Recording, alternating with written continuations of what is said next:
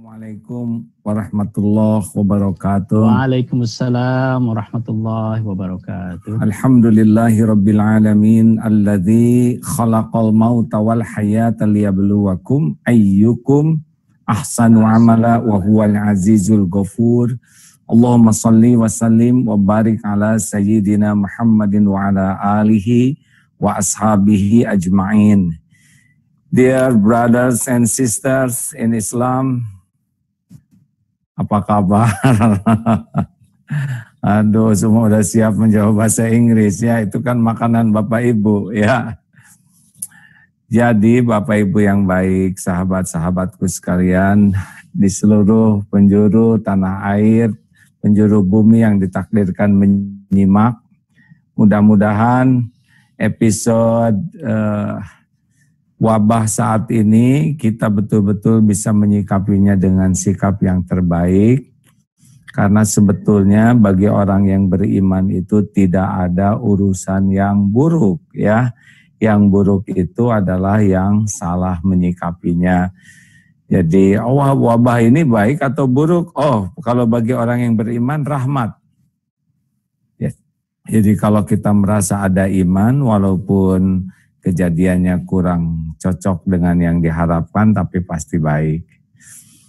Tergantung bagaimana kita menyikapinya ya. Saya kembali ungkapkan hadis sahih Rasulullah SAW, ajaban li amril mu'min inna amrohu kullahu khair. Sungguh menakjubkan urusan orang yang beriman itu.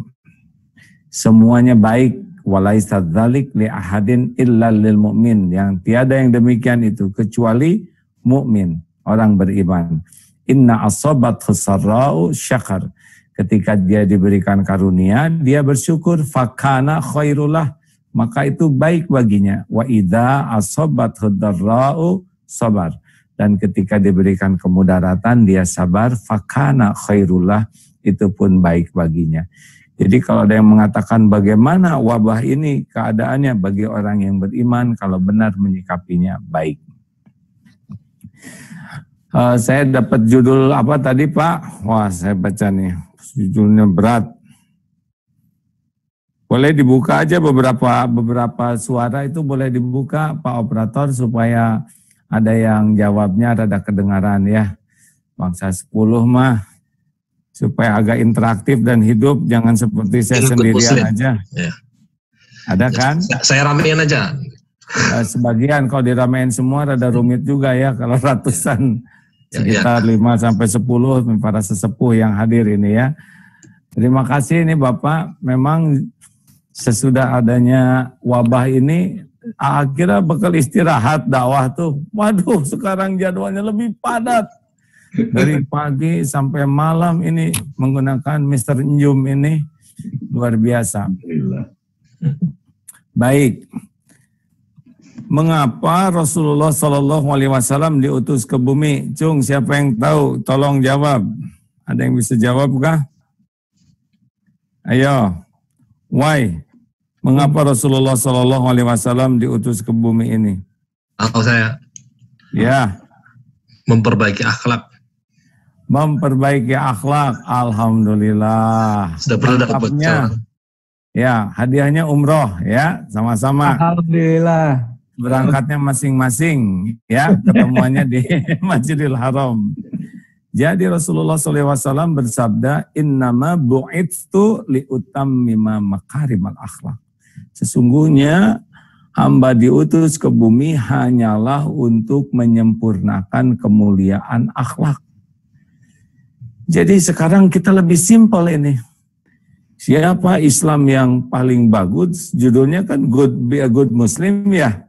Ya. Nah, sekarang sudah ada jawabannya. Apa coba jawabannya? Siapakah orang Islam yang paling bagus keislamannya? Yang paling mulia akhlaknya?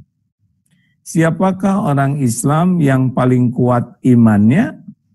Ahsanuhum khuluqa, orang yang paling mulia akhlaknya. Siapakah orang yang paling bagus ibadahnya? Paling mulia akhlaknya. Siapakah orang Islam yang paling benar pemahaman Islamnya, yang paling mulia akhlaknya? Timbangan apa yang paling berat di akhirat nanti? Kalau Bapak buka hadisnya nanti, pasti timbangan itu adalah akhlak. Salah satu contoh ya dalam sebuah hadis, barang siapa yang meninggalkan perdebatan walaupun dia benar, dia akan diberikan oleh Allah di tepi surga, di pinggiran surga. Barang siapa yang menghindari gurau, bohong walaupun dalam bergurau, dia ada diberi rumah di tengah surga. Dan surga yang paling tinggi itu diberikan kepada yang paling mulia akhlaknya. Nah, pertanyaannya adalah akhlak itu datang dari mana? Ayo, siapa yang tahu? Hadiahnya haji sama-sama ketemu di Arafah. Ayo jawab. Dari? Oh, ini semua dibisukan lagi nih. Ayo buka operator. Oke. 10 orang. Lupa. Dibuka dulu, Pak. Buka aja 10 ya supaya hangat suasananya ya. Kita yang di rumahnya nggak reset ya.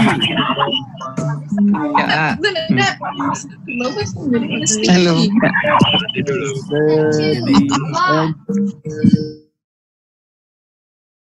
Yang cuman sendirian aja. Kalau dibuka semua. Jadi akhlak itu datangnya dari hati. Ala inna fil jasad mudghah idza saluhat saluhal jasadu kullu wa idza fasadat fasadal jasadu kullu ala wahyal qalb. Jadi ketahuilah dalam jasad ini ada segumpal daging, sesuatu kalau dia baik, baik seluruhnya, kalau dia jelek, jelek sekujurnya. Nah, jadi inilah masalah kita yang paling besar. Kita ini ditentukan oleh keadaan hati, tapi kita tidak belajar banyak tentang ilmu hati, dan kita tidak punya skala prioritas untuk memanage, mengelola hati. Karena ada potensi baik, fa'alhamaha, fujuraha, wa taqwaha. Jadi hati ini Allah sudah persiapkan potensi berbuat buruk, potensi berbuat baik. Nah, seseorang yang bisa memanage hatinya, potensi buruknya dieliminir, potensi baiknya dimaksimalkan, jadilah dia orang yang berakhlakul karimah. Jadi problem terbesar kita adalah kita ini jarang belajar ilmu tentang hati dan juga kurang prioritas untuk mengetahui dan mengelola hati kita, baik potensinya maupun masalahnya. Kan sebuah program itu diambil dari potensi dan masalah. Potensinya apa, masalahnya apa. Nah, potensi hati kita apa, masalah hati kita apa. Nah, jarang kita buat programnya. Jadi barang siapa yang ingin menjadi good muslim, maka wajib bagi dia untuk belajar ilmu hati. Nah, sekarang hadis Rasulullah SAW juga menyebutkan, innallaha la yanzuru ila suwarikum wa amwalikum walakin yanzuru ila qulubikum wa a'malikum. Sesungguhnya Allah tidak melihat rupa dan hartamu, tapi Allah melihat hati dan amalmu. Nah, ini penting nih. Kita suka membagus-bagus casing. Padahal Allah itu sangat memperhatikan keadaan hati dan amal kita. Lanjut, sudah habis belum waktunya? Sejauh. Sejauh. Nah, hati itu dibagi 3. 1, qalbun mayit, orang yang hatinya mati. Orang yang hatinya mati, dia itu badannya manusia, tapi perilakunya bisa lebih kejam, keji daripada binatang. Kalau binatang berbuat sesuatu yang kita anggap buruk karena insting mereka. Tapi kalau manusia yang hatinya sudah mati, berbuat buruk itu dengan akal, sehingga kejahatannya itu luar biasa. Ini sekarang di Indonesia akan kelihatan orang-orang yang hatinya mati, yaitu orang yang mencuri bansos, bantuan sosial untuk orang yang kelaparan. Kalau bansos ini dicuri, nah dia udah paling biadab lah. Kalau korupsi lagi masa tenang ya, nggak ada apa-apa, ya itu buruk. Tetapi korupsi untuk orang yang kelaparan ini manusia biadab. Hanya dilakukan oleh orang-orang yang sudah tidak punya hati nurani lagi. Nah, Bapak Ibu, jadi hati ini wajib kita pelajari supaya kita bisa mengetahui potensi dan masalahnya. Qalbun mayyit, dia itu Tuhannya bukan Allah. Tuhannya adalah nafsu. Sehingga apa kata nafsu, itu yang dia lakukan. Dia menghamba kepada nafsu. Dia tidak ingat ke Allah. 2, qalbun marid. Orang yang hatinya berpenyakit. Kalau orang yang hatinya sakit seperti ini, ya, cirinya apa? Cirinya ya hidupnya tidak pernah tenang. Jadi selalu galau, resah, gelisah, bingung, takut. Tidak ada ajak. Jadi pokoknya tidak nyaman saja hidupnya itu. Tidak pernah merasakan ketenangan, kenyamanan. Walaupun dunia, rumah bagus, mobil bagus, harta ada. Tapi satu yang tidak ada, ketenangan batin. Kenapa? Ya karena memang berpenyakit, badan sakit saja sudah tidak enak, ya kan? Sakit kepala, coba bayangkan, sakit kepala, ini migrain, ditambah telinga mendengung, kemudian mata katarak dan glukoma, hidung mampet, lalu ini sariawan dan gusi bengkak, serta geraham kumat. Kira-kira bahagia tidak? Jawab. Sepi nih. Tambah sinus juga, Pak. Sinusitis, kira-kira bahagia tidak? Ini baru bagian atas ya. Belum lagi susah nelen. Sekarang mau apapun yang dimiliki dikasih sakit lahir aja udah menderita, betul? Belum lagi sesak nafas dan kaligata, kolesterol meningkat, asam urat, dan ambeien. Ayo, sakit. Tapi ada orang yang badannya sehat, tetap menderita sampai bunuh diri. Kenapa ini? Karena hatinya. Jaranglah orang badan sakit terus bunuh diri gitu. Yang bunuh diri itu badannya sakit, hatinya lebih berpenyakit. Tapi tidak sedikit yang badannya fresh, seger, cantik, ganteng, atletis, bunuh diri itu. Karena hatinya berpenyakit. Badan sakit menderita, apalagi hati yang sakit. Waduh, itu udahlah lebih dari sakit kepala. Nah yang terakhir adalah qalbun salim. Inilah orang yang berakhlakul karimah. Yauma la yanfa'u malu wala banun illa man atallaha biqalbin salim. Di surat Asy-Syu'ara ada itu ya.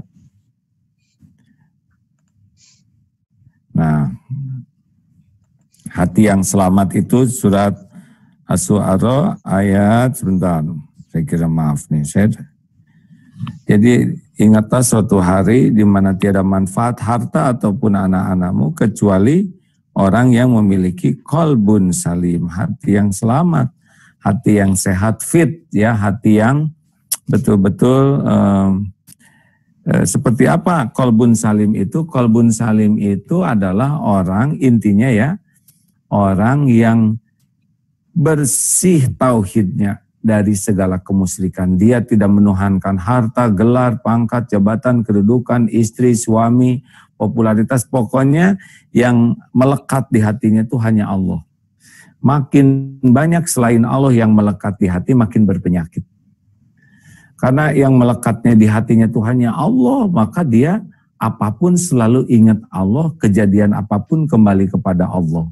Dan makin ingat ke Allah, Ar-Ra'd ayat 28, ala bizikrillah tatmainnul qulub. Camkan hatimu hanya akan tentram dengan mengingat Allah. Nah, dalam ayat lainnya, fadhkuruni adkurkum, ya Al-Baqarah. Maka ingatlah padaku, aku ingat padamu. Jadi kalau kita ingat kepada Allah, Allah akan mengingat kita secara spesial. Hati ditenangkan, pikiran dijernihkan, ide, gagasan, hikmah dibuka, atau firasat diberi, kemudian ilham dikasih, lalu tubuh kita juga dibimbing apa yang harus dilakukan, harus melangkah kemana, harus ketemu dengan siapa, nanti akan diatur oleh Allah Subhanahu wa Ta'ala. Karena hadiah dari fadzkuruni adzkurkum, maka ingatlah padaku, aku ingat padamu. Oleh karena itulah bapak-bapak, ibu-ibu sekalian, para pemirsa, jadi the real problem, masalah terbesar kita adalah hati kita jarang ingat Allah, itulah. Nah, orang yang ingat Allah dengan benar itu ada dua cirinya, yaitu roja, harapnya kepada Allah, dan khaufnya juga ke Allah. Nah, hati yang kurang bagus tauhidnya, harapnya ke makhluk, takutnya ke makhluk. Makin banyak berharap dari makhluk, dari selain Allah, ingin dipuji, ingin dihargai, ingin disayangi, ingin diberi, ingin dikagumi. Pokoknya kalau sudah ingin di-nya ke makhluk, udah pasti itu nggak bahagia. Itu akan berbuah hati yang tidak tenang. Kalau hati tidak nyaman, wajah kita tidak nyaman dilihat, wajah tidak nyaman dilihat, omongan tidak nyaman didengar, tulisan tidak nyaman dibaca, karena semua ini adalah merupakan refleksi dari keadaan hati kita. Sampai di sini kira-kira bisa diikuti dengan baik, hadirin? Baik, alhamdulillah. Ya, jadi kita sudah tahulah kira-kira kenapa ada orang Islam yang belajar Islam tapi perilakunya tidak seindah Islam. Kira-kira masalahnya apa? Ayo. Hatinya kurang sehat. Ya, hatinya. Karena belajar agama Islamnya, hatinya niatnya bukan karena Allah. Betul. Niatnya ingin gelar, niat ingin supaya dapat penghargaan, jabatan, kedudukan gara-gara ilmu agama. Nah, karena hatinya dari awal tidak ingin dekat kepada Allah dengan ilmu agama, maka ilmu agama tidak jadi cahaya bagi dia. Betul. Pertanyaan kedua, kenapa ada yang berilmu agama tapi perilakunya tidak seindah ilmu yang disampaikannya? Karena dia ilusi ilmu namanya. Sudah tahu ilmu seakan-akan udah beramal. Jangan marah-marah kamu. La tagdob walakal jannah. Gitu sambil marah ya. Hati-hati, saya ngasih tahu aja, jangan deket sama si ibu itu. Kerjanya ngomongin orang. Padahal dalam surat Al-Hujurat ayat 12 sudah nyata tuh. Haram ngomongin orang. Nah, si ibu itu kerjanya ngomongin orang. Nah, dia ngomongin siapa? Nah, itulah namanya ilusi ilmu. Jadi orang berilmu agama dengan ilmunya merasa sudah beramal. Padahal orang yang berilmu itu cirinya dua. Hatinya jadi bersih, amalnya diterima, maka dia disebut berilmu. Tapi kalau dia ada ilmunya, belum berilmu, baru tahu ya. Ada juga yang sibuk berilmu agama, tapi dia beribadah, tapi ibadahnya hanya sibuk. Rajin ngaji, sholat, tahajud, umroh, sedekah.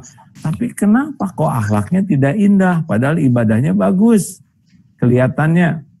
Nah, karena itu hanya senang ibadah lahir. Sholat dilakukan, tapi khusyuk atau tidak dia tidak peduli. Banyak nih diantara kita taraweh, tapi hati kemana aja.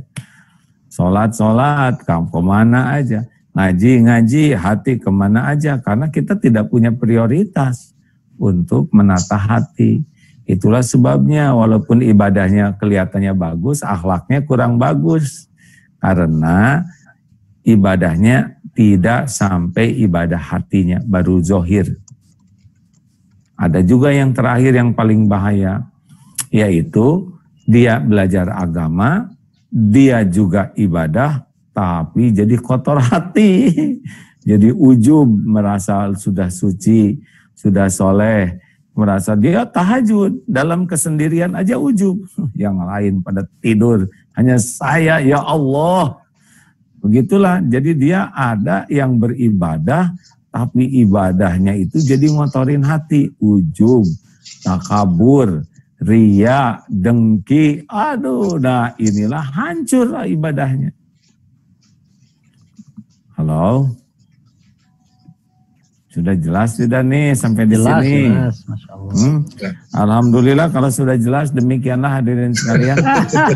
Saya tidak nyangka, baru judulnya sudah jelas. Jelas tapi banyak pertanyaan nih. Oke, gimana? Kita akan tanya jawab langsung atau bagaimana? Oh, mangga terserah itulah, silahkan.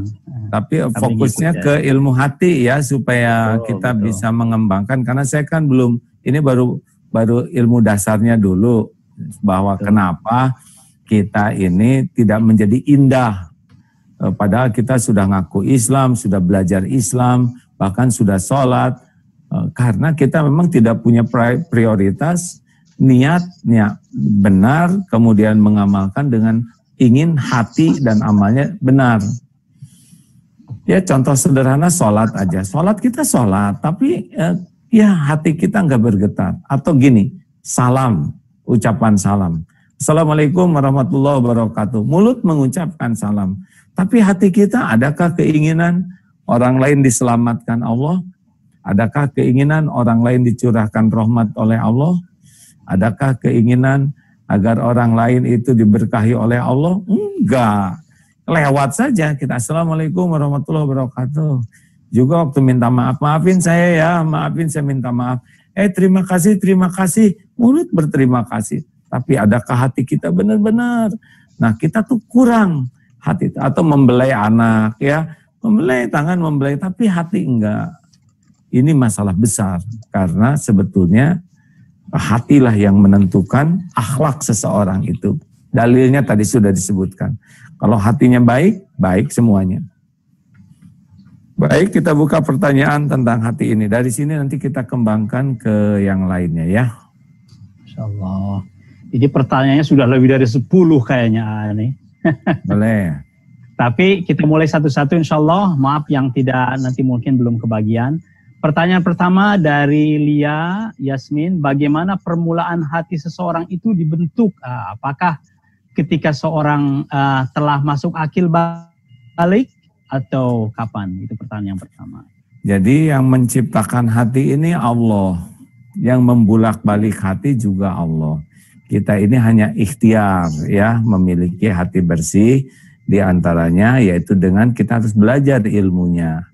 Nah orang itu baru akan memiliki kemampuan membersihkan hati, harus belajar tentang apa? Belajar tentang tauhid, ilmu mengenal Allah Subhanahu wa Ta'ala. Karena kalau orang tidak mengenal Allah, dia tidak akan bisa untuk berusaha ikhlas, syukur, sabar. Kan orang ikhlas itu karena yakin Allah Maha melihat, Allah Maha mendengar, Allah Maha mengetahui, Allah Maha membalas dengan sempurna. Jadi buat apa kita jaim, ingin dinilai, dipuji orang? Kan cukup Allah. Orang yang syukur itu karena hatinya yakin bahwa Allah lah yang membagikan karunia dan Allah menjamin akan menambah karunia kalau kita bersyukur. Nah, sabar juga, kenapa dia sabar? Karena hatinya yakin ujian ini datang dari Allah. Allah yang maha baik, Allah yang maha adil, pasti sudah diukur. Tapi ini berat juga berarti Allah mempercayakan ujian ini ke saya, karena Allah tahu saya sudah punya kemampuan untuk menghadapinya. Tidak mungkin Allah zalim memberikan sesuatu yang di luar kemampuan kita. Nah dengan mengenal Allah, itu lebih sungguh-sungguh menata hati. Jadi ada orang tulus ini tanpa pamrih. Ada orang ikhlas ini mencari keridhaan Allah. Jadi wajib belajar ilmu mengenal Allah. Dari sanalah kita akan bisa mulai menata hati kita agar hati ini bersih disukai Allah. Anak-anak kecil diciptakan sebelum balik belum dicatat amalnya, jadi ladang ilmu, ladang amal bagi orang tuanya. Sesudah balik dia dicatat. Nah, begitulah. Kalau dari kecil ditanamkan ilmu mengenal Allah, itu lebih mudah nanti dia bisa memiliki hati yang baik. Ya. Terima kasih. Pertanyaan yang kedua, kalau bisa, Assalamualaikum, saya mau bertanya, bagaimana caranya menata hati dengan menghadapi permasalahan keluarga? Karena kadang ketika ada bersitegang dengan istri, kadang saya suka nggak bisa tahan hati, dongkol, padahal saya sayang banget sama istri dan anak saya. Itu memang jadi suami, mana sih yang harus baik, paling duluan baik? Yang harus sabar, suami atau istri? Jawab. Barengan. Suami dulu. Suami dulu, karena suami kepala keluarga, pimpinan. Ya, istri harus sabar, suami harus sabar, tapi kepala keluarga harus duluan sabar. Nah, Rasulullah juga punya istrinya dan Rasulullah paling sabar. Nah, bagaimana nih menyikapi manajemen konflik di rumah? Suami dulu. Suami dulu, karena suami kepala keluarga, pimpinan. Ya, istri harus sabar, suami harus sabar, tapi kepala. Ini suara saya nih. Sabar. Nah, oke. Ya, kok ada eko ya? Iya, ada yang terlambat, itu suara A barusan. Baiklah. Jadi begini, di rumah itu kita tidak bersama malaikat. Kita harus sangat siap dengan kelebihan dan kekurangan. Jadi rumusnya 2B 2L. Yang pertama, berani mengakui kelebihan, jasa, dan kebaikan. Jadi kalau suami lihat istri, langsung lihat kebaikannya, jasanya, kemudian kelebihannya. Istri lihat suami, makin dominan kita mengingat kebaikan, jasa, kelebihan, maka hati jadi tenang. Nah, yang kedua adalah bijak terhadap kekurangan. Karena pasangan kita juga bukan malaikat, pasti punya kesalahan kekurangan. Nah, kesalahan kekurangan itu ladang bagi kita. Ladang ilmu. Oh, kalau gini. Kalau ada perilaku kurang baik dari pendamping hidup, oh ini ilmu bagi saya. Saya tidak boleh melakukan hal yang sama. Melotot, marah-marah. Oh, sekarang suami saya lagi marah-marah. Alhamdulillah, saya tidak boleh marah seperti itu. Saya sudah lihat betapa tidak baiknya saya dapat pelajaran.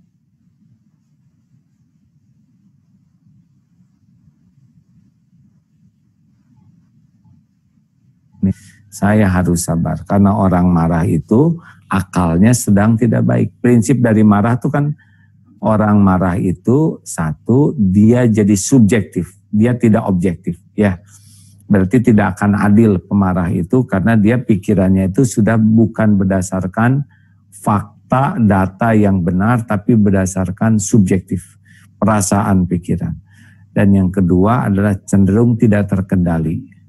Makanya kalau kita menghadapi orang marah adalah yang dilakukan itu ngajak cooling down. Jangan disembur oleh bensin, marah dengan marah, dua-duanya tidak berakal, dua-duanya subjektif, dua-duanya tidak terkendali, hasilnya adalah kehancuran. Maka kalau ada yang sedang marah, yang satu harus sadar, bantu cooling down. Walaupun benar kitanya gitu ya, tapi kalau situasi sedang marah, tidak usah ikut marah. Walaupun kita benar, yang target pertama kalau ada yang marah adalah menurunkan kemarahannya. Mau ngapain punya rumah marah-marah? Pasti ada kemarahan, bentrok pendapat dan sebagainya. Kalau ada yang set naik, kita diam. Pokoknya iya. Itu saya salah. Tapi dengan niat menurunkan kemarahannya, kalau udah marahnya reda, nanti akal sehatnya bagus, jernih, baru kita bisa bikin solusi. Jangan marah dengan marah. Nggak ada yang normal itu. Makanya dua-duanya teriak walaupun dekat. Ya, dua-duanya ngomong lagi. Siapa yang dengar? Ya, betul. Selanjutnya. Oke. Pertanyaan berikutnya dua ini insya Allah akan saya gabungkan karena alhamdulillah mirip. Ini, dari mana sebutin dong supaya saya tahu dari ya, mana lupa, aja. Nih. Mohon maaf. Yang satu dari Pak Dharma Pohan, Masya Allah ada di depan kita. Pak Pohan, apa kabar? Kenapa nggak suruh tanya sendirian? Pakai dibacain. Pak Pohan. Masih mute, nah itu dia. Ini perlu jawaban dari ini biar bisa banyak yang tahu juga, biar lebih mantap hatinya. Insya Allah. Mana. Coba udah lama kita nggak ketemu nih, berapa tahun ya? Iya, kita tunggu nanti visitingnya di US. Di mana ini sekarang Pak Dharma Pohan posisi? Di Houston Pak, masih Oh, sama itu ya, Atlanta. Almarhum Ipung. Iya. Saya kemarin tuh semangat betul tuh waktu diajak terus Pak Haji. Pak Hajinya udah pulang sekarang. Saya jadi rada pulang semua padahal visa 5 tahun. Iya. Udah ada 2 sahabat kita yang udah pergi. Insya Allah habis COVID kita wujudkan insya Allah. Nah, insya Allah ya. Baik, silakan. Ya, pertanyaannya bagaimana kita bisa untuk menjaga hati kita agar selalu terpaut kepada Allah dalam menghadapi berbagai macam godaan yang datang dari diri kita sendiri maupun datang dari environment di mana kita berada. Apa tips yang harus kita lakukan untuk bisa selalu menjaga kebuan hati tetap terkait dengan pada Allah Subhanahu wa taala? 1, jawabannya ya, tekad. Tidak semua orang bertekad ingin punya hati yang bersih. Tidak semua orang bertekad ingin jadi orang yang dekat dengan Allah. No. Only a few, sedikit sekali orang yang menginginkan dirinya jadi orang yang dekat dengan Allah. Selebihnya hanya ingin punya ini, punya itu, dekat ini, dapat itu. Sedikit sekali orang yang punya cita-cita. Tidak untuk digembar-gemborkan, ya, bukan di status. Di status kan bisa disebut, oh Allah, I love ya, itu biasanya, itu acting lah. Kalau kita ingin dekat dengan Allah, Allah tuh tahu isi hati kita. Wa asiru qaulakum awijharu bih innahu alimum bidatis sudur. Mau engkau rahasiakan kata-katamu, mau engkau zaharkan keras seperti ini, Allah Maha tahu isi hati kita. Jadi, pertanyaan pertama, serius tidak? Ingin selalu dekat dengan Allah. Jadi cita-cita, the real dream lah. Cita-cita, mimpinya adalah saya ingin jadi orang yang betul-betul dicintai Allah. Mencintai Allah. Dan Allah pasti tahu siapa yang punya cita-cita itu. Tapi tidak semua orang dan tidak semua ustadz, tidak semua ulama juga ingin menjadi orang yang spesial di sisi Allah. Kalau dia tidak ingin spesial, dia tidak akan berbuat spesial. Seperti memanah itu ya, kalau sudah ada target, dia fokus ke sana. Tidak ada target, ini anak panah, ini busur, wasting, sia-sia. Kemana saja, tapi kalau ada target, itu lebih mudah. Nah, ini pertanyaan pertama, apakah serius ingin jadi orang yang dicintai Allah? Ingin jadi orang yang dekat dengan Allah. Ini kuncinya. Kalau ini tidak ada, dia tidak ada berjuang ke sana. Yang kedua, ilmu. Sampai seberapa banyak kita mencari tahu siapa Allah. Bagaimana saya supaya dekat dengan Allah. Nah ini Allah juga lihat, dia browsing apa aja. Nanti yang banyak, kalau orang suka kepada Allah, pasti segala urusan tentang Allah dia cari. Seperti saya ini lagi berusaha memperbaiki Zoom ini, segala urusan supaya Zoom ini jadi bagus, saya cari. Ini sekarang udah 4 ini internetnya, udah pakai XL, Telkomsel, First Media, Republika ini supaya stabil. Bagus kan ini sekarang? Bagus, alhamdulillah. Kan? Bagus sekali. Webnya juga, saya Cari webnya itu ya, apa web yang paling bagus itu? Oh, Brio 4K ini. Beli itu, dibeliin ya maksudnya. Bagaimana mikrofon dicoba segala jenis, ternyata ini yang paling bagus, pakai. Kenapa? Karena targetnya ingin bisa melaksanakan Zoom ini dengan sebaik-baiknya. Karena punya target itu, dakwah lewat Zoom, kemudian segala infrastrukturnya dilengkapi. Demikian pula yang ingin dekat dengan Allah. Jadi kita nggak bisa, oh saya ini pengen zikir terus, tapi hatinya pengen apa? Kalau hatinya nggak ada serius pengen dekat dengan Allah, pengen spesial di sisi Allah, enggak akan. Kan dalilnya begini, walladzina jahadu fina lanahdiyannahum subulana. Dan orang-orang yang all out, walladzina jahadu, sungguh-sungguh itu jihad itu all out, mencari keriduan Allah, Allah pasti menunjukkan jalan-jalannya. Jadi kesungguhan dulu di hati. Nah, tidak semua, jangankan orang awam, tidak semua ustadz, tidak semua kiai, tidak semua yang disebut itu atau penghafal Quran atau qori'ah atau mujahid ingin cari kedudukan di sisi Allah. Tidak semua. Itulah sebabnya ada yang mujahid masuk neraka, ada ulama masuk neraka padahal dia terkenal, ada qori'ah masuk neraka, ada yang sedekah, ahli sedekah masuk neraka, karena memang hatinya enggak nyari Allah. Dan ini adalah privat yang dalam di sini ya, bukan main-main kata-kata atau tulisan. Yang ketiga, apakah dia bergaulnya dengan siapa? Kalau serius ingin mendekat ke Allah, dia akan cari guru. Orang yang kira-kira mendekatkan ke Allah. Dia akan cari teman. Orang yang mendekatkan ke Allah. Dia akan olah dalam rumah tangga pun. Rumah tangga, istri, suami itu memotivasi dirinya supaya dekat dengan Allah. Jadi dia akan mencari environment inti yang membuat dia terwarnai terus semangat ke Allah. Nah, kalau dia tidak mau ke Allah serius, dia acuh. Dia tidak akan cari teman. Dan nanti Allah akan datangkan guru, Allah datangkan teman, Allah buat lingkungan keluarga kita atau siapapun yang membuat kita tuh lebih intensif ke Allah. Nah, yang keempat adalah kekuatan ibadah dan doa. Mengaplikasikan ilmu, itu riyadhah ya. Bagaimana kita membiasakan zikir mulut, zikir kening lebih banyak sujud, mata lebih banyak dengan Al-Quran. Mengaplikasikan ilmu yang Allah berikan dengan ikhlas, nah itu nanti cepat. Itu aja dulu. Silakan, terima kasih Mr. Pohan. Sudah habis waktunya belum? Halo. Waktunya belum habis, masih panjang. Mau pertanyaan lagi atau? Loh, itu buka jam berapa? Masih lama, di California jam 8. Jadi masih 4 jam. Oh, 4 jam.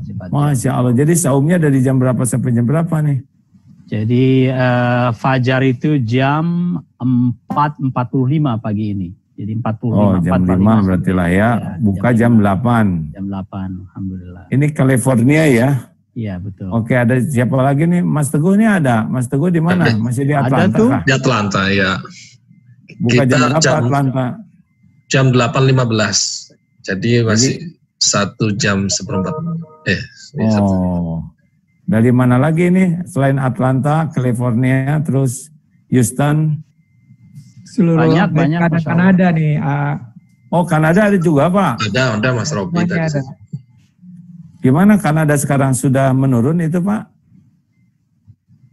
Silakan Mas Robi. Orang Kanada.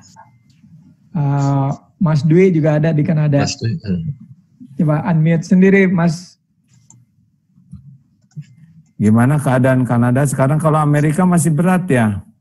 Oh, Masya Allah. Masih berat. Masih banyak tantangan, Masya Allah. Ya, semuanya juga dalam genggaman Allah. Betul. Itu ada Bu Pokoknya Rini. tergantung matanya. Kan kata siapa Pak Ari Ginanjar, kalau matanya mata lalat, kemana-mana nyari sampah. Betul, Dia pergi ke betul. sampah. Nanti mengeluarkan juga sesuatu Sampah yang jadi juga. penyakit. Tapi kalau mata kita mata lebah, kemana-mana nyari bunga, saripati bunga, nanti hasilnya jadi madu, menyehatkan gitu. Jadi wabah kayak gini terserahlah, mau cari penyakit ya sudahlah, jadi mata lalat saja. Yang jeleknya, yang kurangnya, yang salahnya terus saja.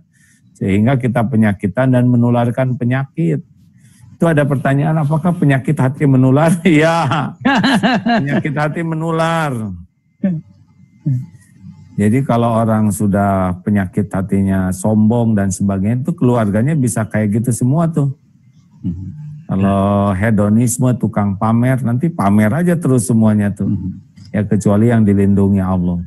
Tapi kalau hatinya tenang, hayyin, tenang dan menenangkan, teduh dan meneduhkan, layin, sopan, santun ke siapapun, kemudian qarib, dekat dan hangat begitu, rendah hati dan sahal, urusan tuh mudah. Ini ciri-ciri qalbun salim kan itu ya. Halakosa namanya, hayyin, layin, qarib, sahal. Yang dalilnya itu hadisnya Sahih Ibnu Hibban dan Imam Tirmizi, ala ukhbirukum biman tuharramu alaihin nar, maukah ku beritahu orang yang diharamkan tersentuh api neraka. Nah, ini pasti hatinya bersih nih, qalbun salim ya. Hayyin, orang yang tenang, ajeg, mantap, tidak pelintat-pelintut, tidak labil, tidak mudah emosional, tidak temperamental, tidak celetak-celetuk sembarangan, semuanya under control yang baik. Ini saya ngomong ini dalam keadaan bercita-cita begini ya, jangan membayangkan, oh Hayyin, enggak, ini bagian ceramahnya aja. Ingin saya seperti itu. Dan jadi target, saya harus punya kemampuan mengontrol diri, mengontrol kata-kata, mengontrol pikiran, terutama mengontrol perasaan, supaya semua terkontrol. Saya harus terus-menerus berzikir, baik lisan saya, hati saya, pikiran saya, tafakur. Karena itulah yang membuat semuanya terkontrol dengan baik. Telat zikirnya, setan masuk, nafsu terkena, udah repot lah. Jadi usahakan zikir terus dalam segala keadaan. Hayyin, nanti lain itu sopan. Datang sopan, santun, tidak ada kasar, tidak ada arogan. Dari mana ini datangnya? Dari sifat rahmat, kasih sayang. Ali Imran 159 ya, fabima rahmatin minallah lintalahum. Walau kunta faddan ghalidhal qalbi lan faddu min haulik. Hanya dengan rahmat Allah engkau bersikap lemah lembut, sekiranya engkau bersikap kasar dan berhati keras lan faddu min haulik, niscaya orang akan menjauh dari sekitarmu. Fa'fu anhum, maafkan mereka, wastagfir lahum, mintakan ampunan untuk mereka, wasyawirhum fil amr, dan bermusyawarahlah dengan mereka dalam urusan itu. Fa'idha azamta fatawakal Allah. Kalau engkau sudah membulatkan tekad, tawakal kepada Allah. Innallaha yuhibbul mutawakkilin. Allah mencintai orang tawakal. Qarib, orang qarib itu rendah hati sehingga hangat. Tiap orang tuh diperhatikan khusus. Rasulullah kan kalau ketemu orang, posturnya, pikirannya, hatinya ke orang tersebut. Jadi walaupun pertemuannya 2 menit, 3 menit, 5 menit, orang puas karena full attention. Semuanya fokus. Seperti matahari kalau pakai kaca pembesar, fokus terbakar. Dan yang terakhir adalah sahw. Orang-orang yang akhlaknya baik itu mudah urusan tuh, tidak ribet, tidak rumit, tidak berbelit-belit, tidak didramatisir, tidak dibuat. Kan ada orang yang ya semua nggak nyaman aja, mau makan salah ribut, di mobil ribut ya, mau tidur ribut, terus saja ada yang bagian ribut. Ini mah kasihan yang begitu ya, salah dikit ribut. Ini sendok nggak ada ribut. Jadi ada orang yang tidak menikmati apapun dalam hidup ini karena ya nafsunya tidak bisa dikendalikan. Hasilnya adalah tidak sahau. That's all, ladies and gentlemen. It's almost mau buka kah? Para pemirsa radio, sudah jam 6, terima kasih Radio MKFM dan seluruh jaringannya di seluruh Indonesia bisa selesai karena jam 6 dan mudah-mudahan ada hikmah dari perjumpaan ini ya. Selamat berbuka nanti pada waktunya. Assalamualaikum warahmatullahi wabarakatuh. Baik, tinggal yang di Amerika ini. Terakhir ada lagi yang mau disampaikan kah? Ada yang dari Kutub Utara itu, disampaikan. Mana? Betul. Mas Suryo. Dari Kutub Utara itu. Di mana Kutub? Itu beku apa? Assalamualaikum. Waalaikumsalam warahmatullahi wabarakatuh. Mana orang Kutub?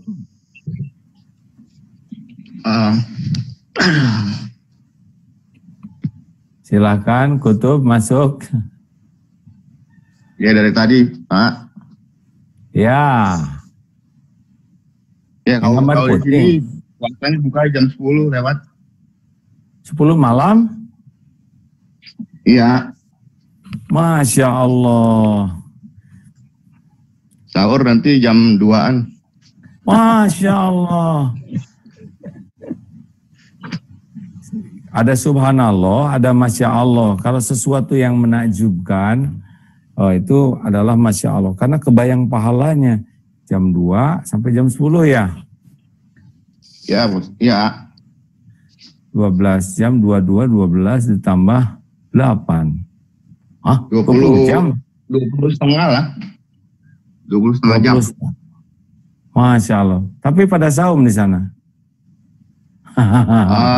Kebetulan saya sendiri sih orang Indonesia, jadi di sini berdua sama orang Bangladesh, Islam ya, Muslim ya, sorry. Ini di mana nih tempatnya ini? Saya di Baker Lake, Nunavut, Kanada.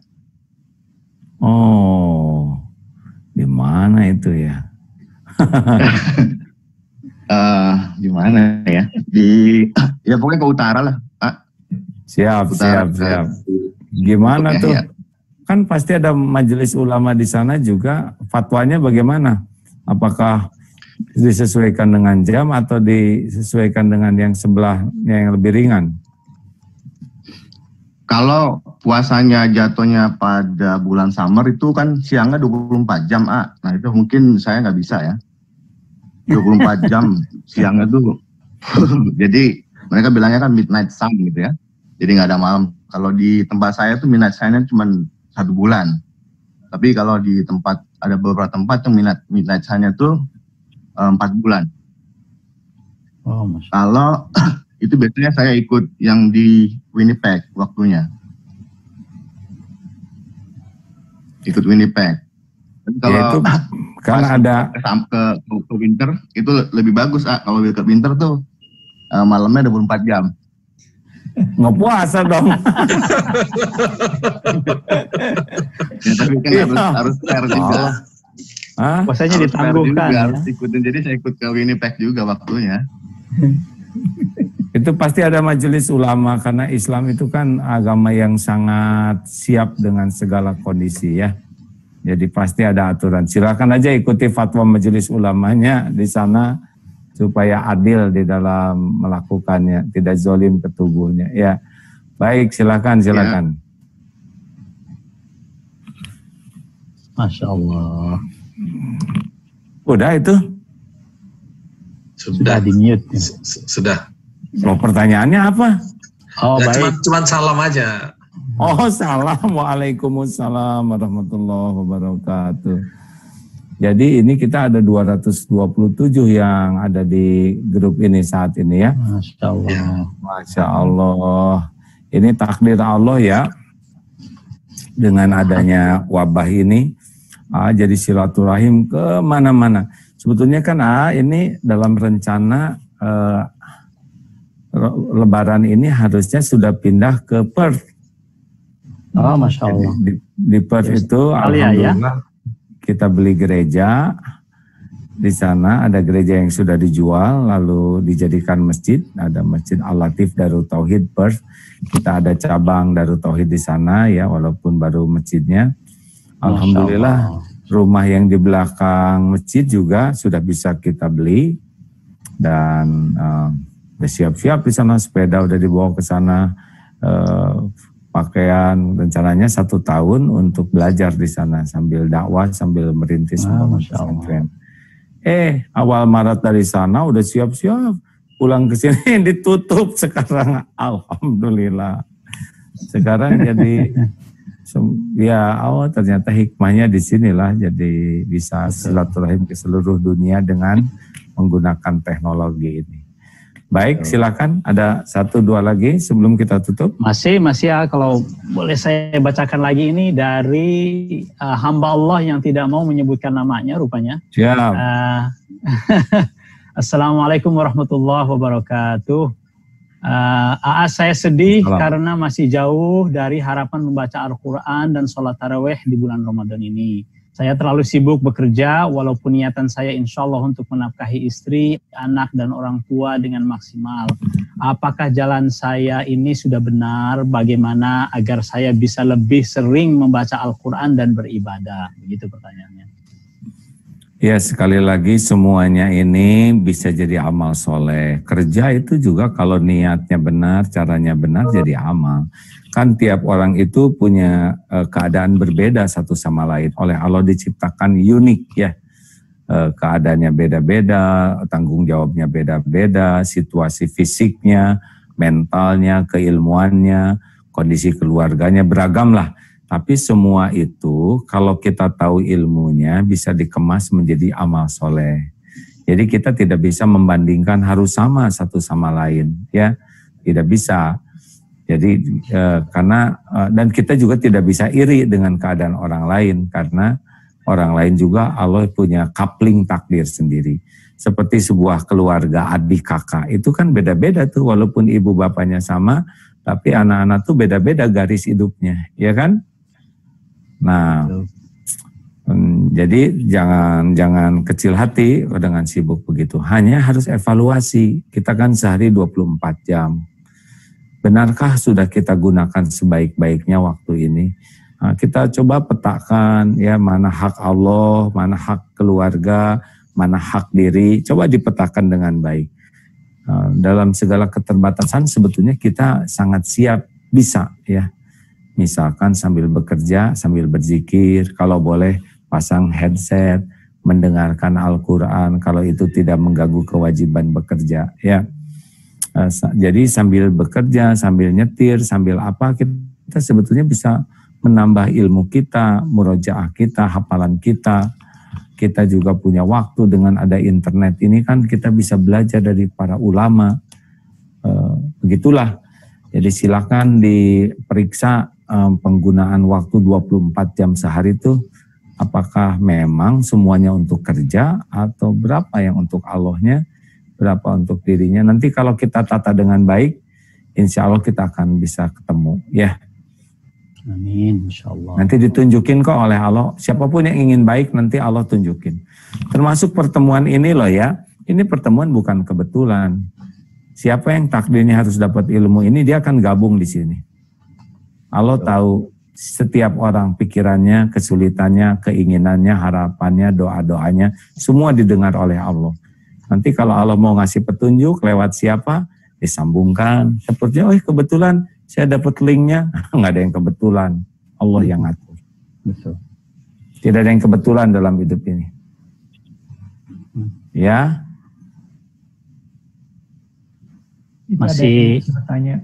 Di Bandung, Indonesia sekarang pindah kota bisa ditangkap nih. Bisa Betul. Saya juga sudah tidak bisa ke Bandung dan orang-orang Bandung juga nggak mau lagi saya datang ke sana. PSBB ya, Ayah? Ya, SPP atau apa, SPLB. SPPB apa-apa itu. Silakan, terakhir. Masih ada satu lagi barangkali ini dari Cak Teguh ini. Tadi ada di sini. Bagaimana caranya bagaimana cara membentengi hati kita sehingga ibadah kita ikhlas dan jauh dari hati yang kotor. Dan kalau boleh saya tambah lagi dari yang lain, dari Pak Eko, bagaimana caranya supaya ibadah kita khusyuk gitu. Kalau sholat khusyuk saya juga masih berusaha, malulah ceritanya. Gini aja sekarang mah yang ini aja lah. Kalau naik mobil, kaca kotor. Kira-kira hati tenang atau gelisah? Sangat gelisah. Sangat gelisah. Makin kotor makin gelisah kan? Betul. Mana yang harus kita lakukan? Sibuk cari jalan di balik kekotoran itu atau sibuk membersihkan kaca? Bersihkan kaca dulu. Oke, kalau kaca sudah bersih, hati jadi tenang tidak? Tenang, jelas lihat. Jalan kelihatan tidak? Kelihatan lebih jelas. Yang membagikan masker gratis, makanan gratis, kue gratis, kelihatan tidak? Kelihatan. Nah, dengar ini hadisnya ya. Man lazimal istighfar ja'alallahu lahu min kulli hammin farajan wa min kulli doikin makhrajan wa razaqahu min haitsu la yahtasib.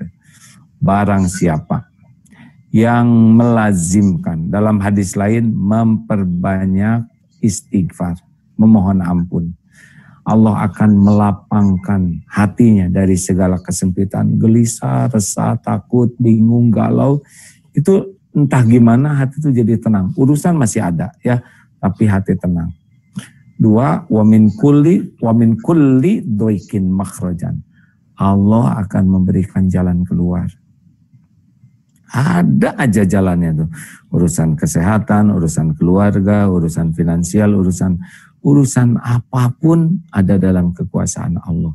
Dan tiba-tiba akan ada jalan. Dan wa yarzuqu min haitsu la yahtasib, dan Allah memberikan rezeki yang tidak diduga-duga, pertolongan yang tidak diduga-duga. Itu hadiah bagi orang yang terus-menerus istighfar. Jadi saya tuh dikasih amalan oleh guru ya, pokoknya mah istighfar yang banyak. Terus mohon ampunan, karena dengan bersihnya hati digosek terus dengan minta ampun ya, nanti hati jadi tenang. Nanti jalan keluar akan nampak dan akan datang kejutan, karunia yang tidak diduga-duga dari mana aja jalannya. Masya Allah. Gitu nih. Ini ada yang lagi di mobil nih, yang pakai iPhone. Pak, siapa yang lagi di mobil ini? Pakai safety belt. Siapa Bapak di mana? Kasihan pisan. Masya Allah, Alhamdulillah. Luar biasa, Allah melihat nih yang berjuang cari ilmu walaupun naik. Oh, maju nih mobilnya ya. Oh, udah nyampe ya. Ternyata. Mobil parkir, Pak. Terima kasih, Pak. Dari mana ini? Masya Allah. Wah, kopiahnya lebih bagus nih. Rendanya. Lukman, dari Lukman. Oh, Lukman. Dari mana Pak Lukman? Los Angeles, Sat. Los Angeles. Masya Allah. Ahlan kif halak haji. Khair, alhamdulillah. Masya Jadi Allah. lagi tugas kasihin sembako COVID orang-orang Indonesia di Los Angeles. Masya Allah. Ini dia yang salah satu yang bisa membersihkan dan melembutkan hati adalah banyak berbuat baik. Kita dengerin Ustaz aja nih. Alhamdulillah. Barakallahu lakum. Alhamdulillah masih bisa ngelihat gitu, Ustaz. Masih bisa ngedengerin Ustaz ceramah, insyaAllah. Alhamdulillah. Barakallah, Ustaz, ya, Masya Allah. Wa iyyakum. Anil abdi makanal abdu fi auni akhi. Allah selalu nolong orang yang senang menolong. Makanya kalau kita ingin punya hati yang lembut, ya diantaranya adalah harus sering terlibat seperti ini. Makin banyak nolong, makin banyak itu hati itu melembut ya. Kalau gaulnya dengan orang kaya, dengan pejabat, terus-terusan, nah itu mah siap-siap aja. Jadi miskin, jadi bokeh terus, jadi rendah terus. Tapi kalau gaul dengan orang duafa, yang homeless, yang ya susah-susah, yang yatim piatu atau jompo, dan kita sengaja gaul dengan mereka tidak untuk jaimnya, oh itu melembutkan hati. Terima kasih Bapak Ibu yang baik. Ini rumah saya juga sekarang situasinya jadi begini nih. Kalau ingin tahu karena nih jarang kelihatan tuh. Masya Allah. Itu untuk nanti di Metro TV. Masya Ruang Allah. tamu jadi musola, jadi tempat ya ada syutingnya. Ini selama 1 bulan ngunci nih begini. Oh, Masya Allah. Di luar nanti ada di Indonesia ini sekarang sedang musim sejuk di sini. Oh. Alhamdulillah. Ya begini tiap hari sekarang dakwah terus. Alhamdulillah. Semoga tetap diberi kesehatan Ayah. Terima kasih banyak. Terima kasih banyak. Ya, terima Terima kasih kasih. Mas Teguh. Terima kasih A. Erwin Alhamdulillah ikutan lancar. nggak? Erwin ikutan nggak? Ikut. Alhamdulillah. Serasa dekat ini dengan Amerika Utara, padahal kalau terbang tuh waduh ngejungkal tuh 24 jam di perjalanan. Dan yang paling repot ke Amerika tuh jet lag-nya. Jet lag-nya ya, betul memang. Ya, saya diajak jalan-jalan ke taman jam 12 siang mau muntah. Iya betul. Tapi malam-malam jam 12 Segar, malam ya. diam, nggak ada yang tidur. Terima kasih kawan-kawan sekalian ya. Mudah-mudahan ada takdir kita silaturahim lagi ke depan. Kalaupun susah secara fisik, kalaupun nanti jadi ke Australia dulu, kita tetap bisa adakan acara seperti ini. Mudah-mudahan manfaat ya. Dan bisa berseri ilmunya ya. Baik A. Alhamdulillah, terima kasih. Assalamualaikum warahmatullahi wabarakatuh. Waalaikumsalam.